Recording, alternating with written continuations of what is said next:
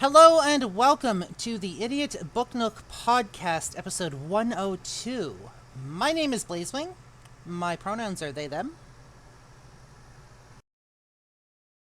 I am the Reading Dragon, and my pronouns are she, her. I'm Lady Punnet. My pronouns are primarily she, her, sometimes they, them. Today is unfortunately very much a she, her day. The crooked glasses really sells it for those of you on the podcast who cannot say this, see this. Well, the worst part is my ears are crooked. Aw. And I'm Shy. My pronouns are mainly she, her, sometimes they, them. Today's her day. Hey. Hello, Nix's Rose. Welcome on in. We are just getting started with the second episode of our podcast episodes for today. We are talking about Chapter 6 of The Thief from the Queen's Thief series by Megan Whalen Turner.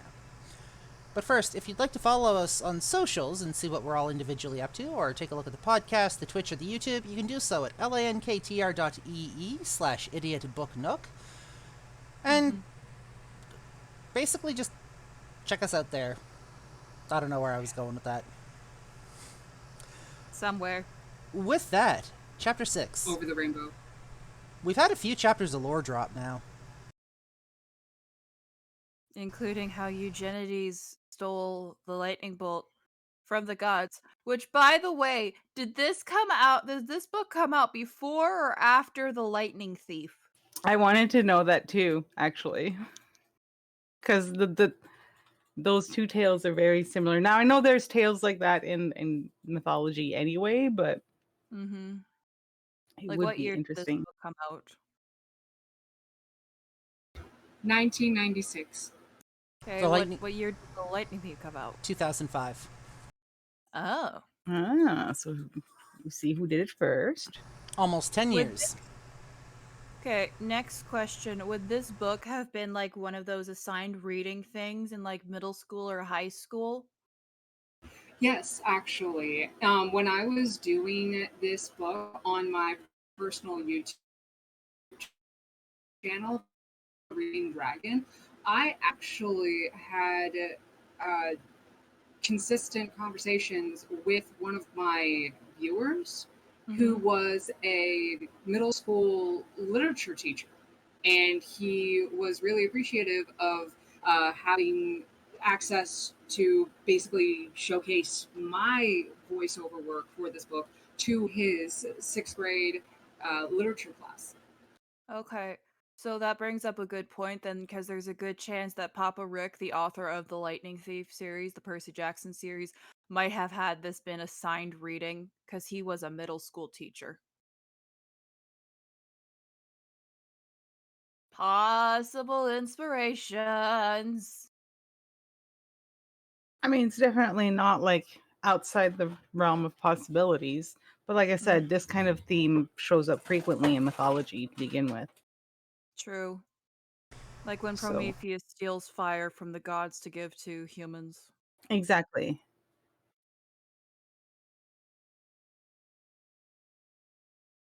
They all have that, yeah.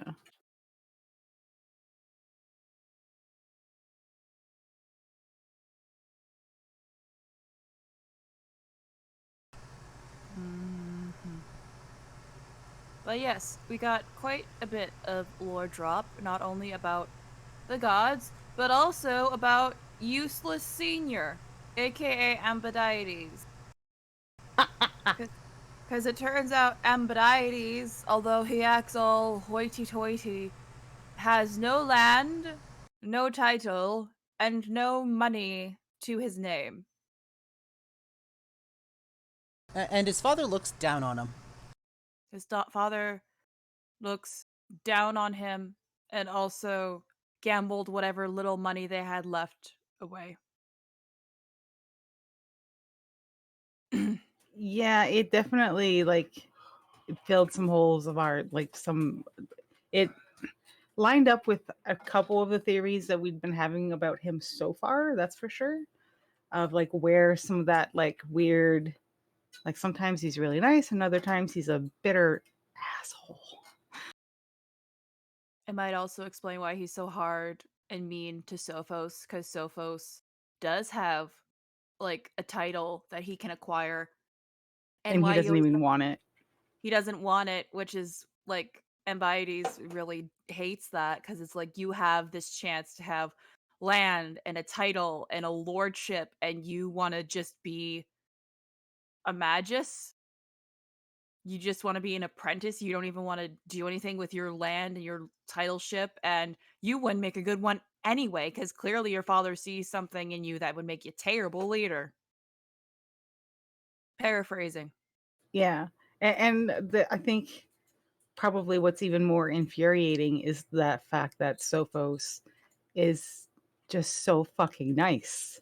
Like he's very naive and like in his view of himself. If He's a sweet boy. yeah, like what you see is very much what you get with that kid, so it's even harder to hate him. Like you can't even be like, oh, he's a little shit, he doesn't deserve it anyway. You can't even do that because he's nice. He's like he's basically the polar opposite of Joffrey from Game of Thrones. Yeah, no, it's sad, obviously, but on the other hand, it's like while it does explain his behavior, I could see why Jen would be like extra bitter about it now because, like, dude, there's not that much of a separation between us. Stop being a dick. Hence why there are no apologies. Sorry, not sorry. Yeah, 100% on that one. But I'm definitely curious to see how that's going to affect things as they go now, because yeah, that extra. So now he's not just bitter about Sophos. Now he's going to be bitter about Jen. Like not only being able to hold one up over him, but also getting chastised for basically like defending his honor. When he could have broken a tool. Yeah.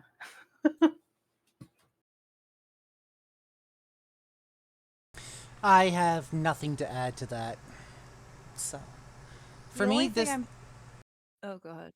Well, the only thing I want to add is that Pole is clearly trying to keep on more of a peace taker, like a peacekeeper type role between the two. Like the Magus does it once in a while, but he's doing it more for the sake of like, don't make it my problem type thing. Yeah. Whereas Pole, I'm getting much more of a, my God, my two students, why do you do this? This is like super important mission. You got to be the bigger people here. Like in a place of like, you can do better. I know you can do better. Yeah. So, despite the lore drop, this was actually a very slow chapter for me. I don't really have much to say on this chapter, unfortunately. We've seen things virtually. We've seen virtually nothing new here, as far as I'm concerned. We might have learned a little bit more about Embiotes. We might have learned a little bit more about kind of the gods and the backworld lore. But once again, it's literally just travel. Half of this book at this point has been nothing but travel. We started out with them starting out from the main city. Then we got into a bit of back lore, and then it was more travel, and then we got into a bit of back lore. I'm starting to wonder when we're going to get to our destination. I'm wondering if it's kind of like with the Hobbit book. Like the Hobbit, where it was like most of that book was about the traveling.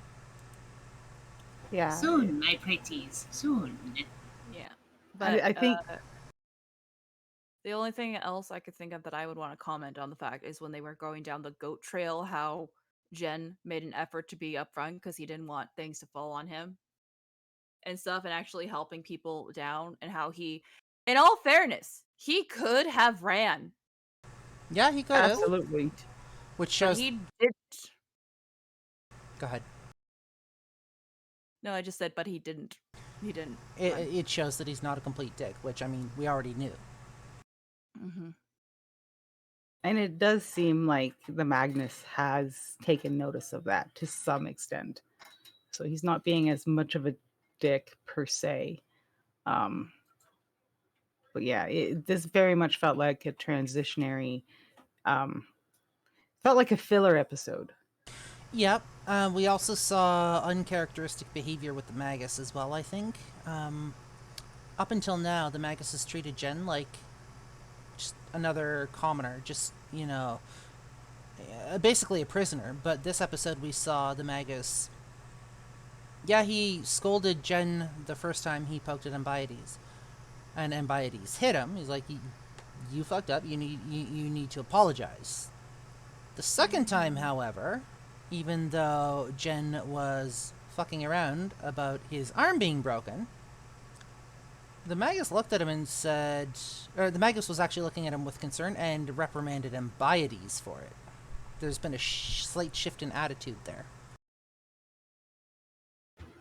Which might More also than- explain why Abiades is like ticked off about it. Dragon?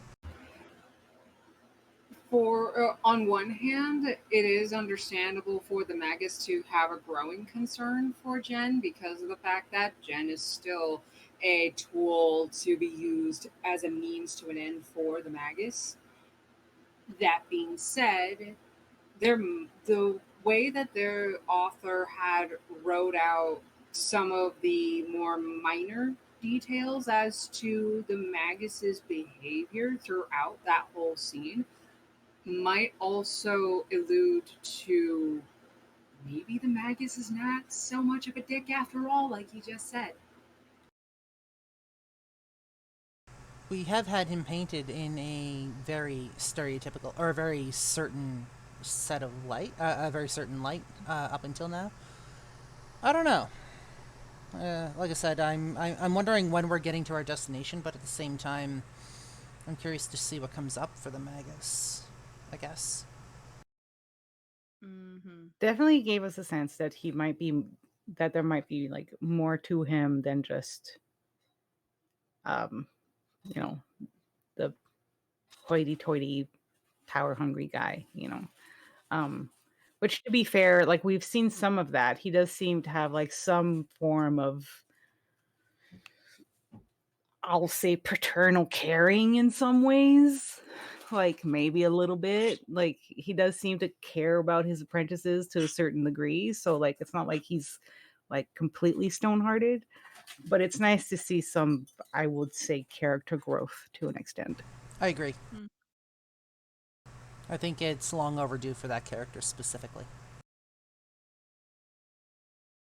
The only one that hasn't changed much throughout this whole thing is Pole. And I think it's because Pole is one of those characters that's already learned all of the lessons that he needs to learn for himself in life, because he's already been described as like this older soldier character, and it's like he's been through shit. He knows what's up. So he's like the straight man to everyone's chaos and immaturity. He could also be seen as, the old guard in respect, as like his story's already been told, and now he's seeing this new story off before he retires, something like that. At least that's the impression I'm getting. He's Like tired, Uncle slightly Iroh. grumpy. Yeah, but except a little bit more tired and a little bit grumpier. And he prefer coffee over tea. By the way, they said they have guns. Yeah, I noticed that too. Yeah, that was definitely a new one. Not very good ones, obviously, appear by the sounds of it, because apparently crossbows are still the preferred weapon of choice. The crossbows are more accurate, is what they said, which tells me the guns are rudimentary. Yeah, Yeah, they're probably the- like packed powder. Yep, So It's- it makes me it- wonder if they're like, oh, go ahead, Dragon. they are, because of the time period that the story takes place in. This would be like the earliest form of like either packed powder gun or pistol.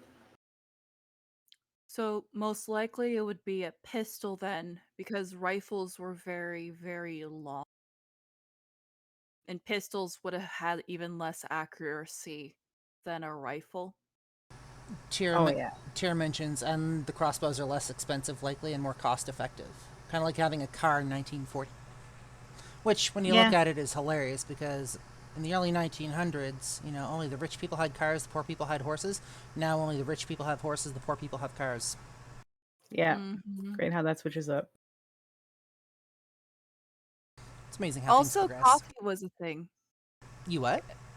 I didn't think coffee was a thing in Greece. Oh yeah. I knew it was an Italian thing. Coffee's been I knew a coffee was thing worldwide for thousands of years. I know, but whenever I think of coffee, I usually think of like Italians, because Italians are the ones that started having like a lot of coffee and There's stuff. also Cuba. Cuba too. Cuba also is well known for their coffee, but it's but like whenever I think of like people actually drinking it, I usually think of like Italians, but that might just be due to the fact the earliest renditions I've seen of it was like Assassin's Creed 2 with Ezio Auditore. Mm-hmm.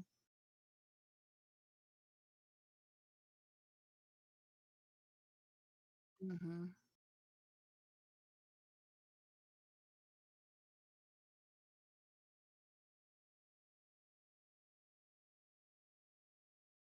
And the express. Mm-hmm. Canadians, Canadians with their maple syrups. Mm-hmm. Butter. You can do a lot with the right amount of oil. Do we have Somebody like give me something deep fried and smothered in chocolate. do we have like a rough timeline of when this is actually occurring? Like, is it in the 1800s? I'm guessing it's in the 1800s to like 1750s because I think that's when like pistols started becoming more well used. Well, don't Early developed. don't forget. This is basically an alternate kind of reality, so their timeline might not necessarily line up 100%. And yes, I was muted. Sorry about that.